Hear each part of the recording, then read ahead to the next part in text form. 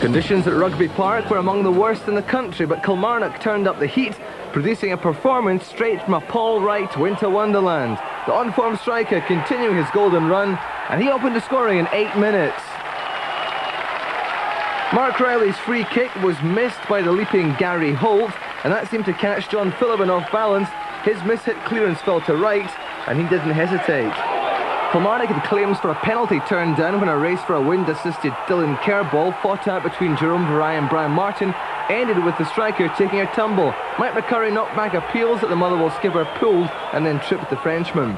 The strong winds turned defending into a lottery for the Fir Park side in the first half. Brian Martin could only look back in anguish as that pass back went over Woods and luckily over the bar as well. Motherwell blew some life back into their game by managing to beat the Killie defence and the elements to grab a 24th minute equaliser. John Hendry pushed it through the coil and he eventually slotted it past Lajkovic. Motherwell showing the heart to equalise. The wind actually helped Alec McLeish's players this time by holding the ball in the air and creating a split-second delay, which was all Coyle needed to create and take his chance. That was goal number 11 of Coyle's season, and just a few minutes later Paul Wright scored his 11th with a sensational strike.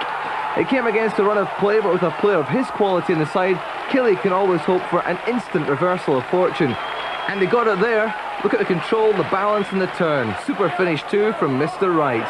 That took the wind out of Motherwell and put it into Kilmarnock sails. Ali Mitchell went on to add a third goal with this solo performance. Lashed the ball out of the reach of Stephen Woods. Kilmarnock 3, Motherwell 1 now, just on the stroke of half-time. Mitchell enjoying the moment, and no wonder he took the ball on the halfway line and went all the way himself.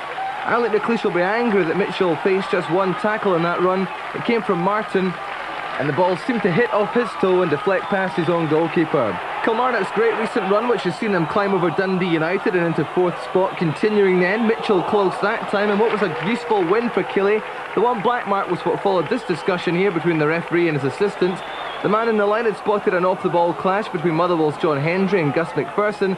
It led to the Killie right back getting his 2nd red card of the season. Bobby Williamson's 10 men finished off Motherwell with a 4th goal, scored with 2 minutes remaining by sub Mark Roberts, and the wind played its part too.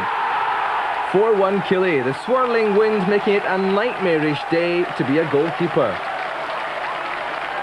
Mark Roberts' path to goal was clear after he pulled away from Phillippen, and the change in direction enough to blow the goalie off course.